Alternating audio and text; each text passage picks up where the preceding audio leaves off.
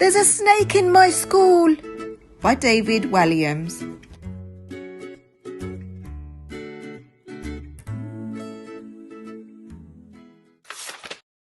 Mr. Bright had told all the children in his class it was Bring Your Pet to School Day.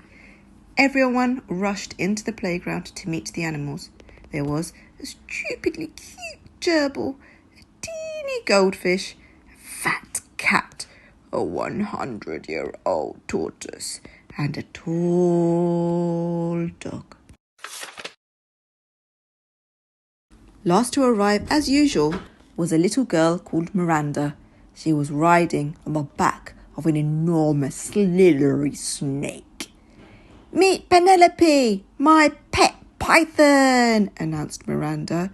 Seeing the snake, the other children screamed. Miranda loved being different. She always stood out at school with her individual take on school uniform, her cartwheels down the corridors, and her funny answers in class. "What ended in 1945? 1944. A python is a rather unusual pet, but Miranda and Penelope had so much fun playing together.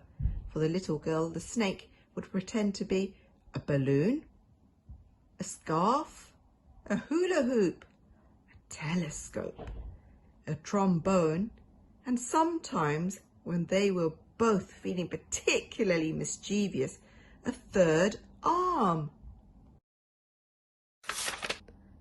"Come and give her a tickle," encouraged Miranda, but the other children were too scared. Penelope was a python after all, and pythons eat people. All the pets were frightened too. The large dog yanked on his lead, sending his tiny owner flying. The goldfish tried to hide behind some water. The tortoise made a rather slow run for it. The cute gerbil flashed her gnashes and didn't look so cute anymore. The fat cat just carried on napping. Miranda slid down her snake. The little girl tickled her python under the chin, and the snake smiled. "See, she's very friendly." Soon, everyone was gathered around to marvel at Penelope. The python loved the attention and made a climbing frame for the children to climb on, steps for them to step up, and a fireman's pole for them to slide back down. Penelope even helped the children learn their numbers, although she could only go up to 9. 1 + 8 = 9. This was turning into the best day of school ever. But then Miss Bloat, the headmistress, thundered into the playground. "There's a snake in my school," she shouted. Miss Bloat didn't like animals much, or children. "It's Bring Your Pet to School Day," spluttered Mr. Bright.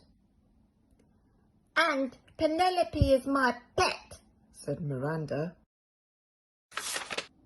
"Miranda, I should have known you would have to be different. A snake is not a pet. It's a menace," snapped Miss Bloat. "Mr. Bright, all these filthy beasts are confiscated."